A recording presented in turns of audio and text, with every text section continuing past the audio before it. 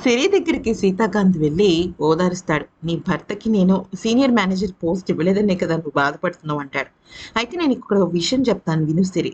నేను గనక ధన కోసం రూల్స్ని మార్చేస్తే బయట సొసైటీలో నాకు గౌరవం పోతుంది. నా ఎంప్లాయీస్ ముందు నా పరువు పోతుంది. అందుకనే అసలు నా దగ్గర పని చేయాల్సిన అవసరం ఏంటి? నేను పెట్టుబడి పెడతాను. ధనాన్ని ఒక పెద్ద బిజినెస్ పెట్టమని అని చెప్పేసి అంటాడు.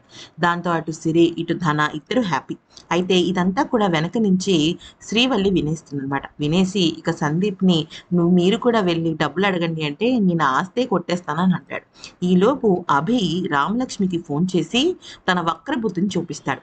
అయితే నేను కొత్తగా బిజినెస్ స్టార్ట్ చేస్తున్నానని, బిజినెస్ స్టార్ట్ చేసి బాగా సెటిల్ అయిన తర్వాత నువ్వు ఎవ్వరికీ చెప్పకుండా నా దగ్గరికి వచ్చేయి అంటాడు.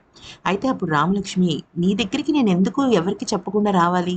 ఇప్పటి వరకు మనకి సీతా సార్ అండగా నిలిచారు. ఆయన మన ఇద్దరి మధ్యలో ఉన్న వ్యక్తి కాదు.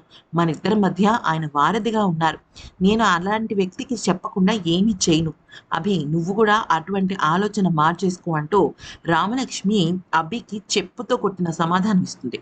దాంతో అభికి కోపం వచ్చి ఎలాగైనా సరే ఆ ఎలాగైనా సరే రామలక్ష్మి మనసులో సీతాకాంత్ ఒక విలువ తీసేయాలని అనుకుంటాడు. ఈలోపు ఇదంతా కూడా వెనక నుంచి వింటూ ఉంటాడు అనమాట. అయితే ఇక ఆ తర్వాత రామలక్ష్మి అలాగే సీతాకాంత్‌లు ఇద్దరు కూడా మాట్లాడుకుంటూ ఉంటారు.